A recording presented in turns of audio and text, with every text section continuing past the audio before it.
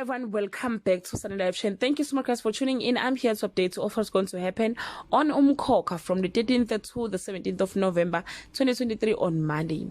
The councilmen and Siphamandla are furious when they learn that Kumamzobe knows the MEC personally. Nokubonga tells Kumamzobe that she has a better plan than sleeping with Mthembu.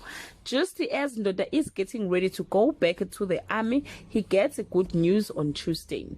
While Kumamzobe enjoys her reign at the Mthembu's, Defi is doing his best to be there for his children, and he is willing to support the plan to come against Kumamzobe on Wednesday.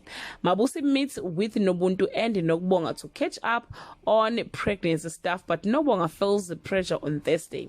Nokubonga overhears a damning piece of information. Nomkhosi tells Kulegani of her assignment. Siphamandla has a breakthrough on Friday. The coronation day finally arrives. Siphamandla and the man let Kumamzobe sit on the throne. The Mthembus looks forward to Mthembu dealing with Kumamzobe, and the rift between Kumamzobe and Ugabi widens. Well guys, that's all I have for today. You can leave your comment below and share your opinion. Bye.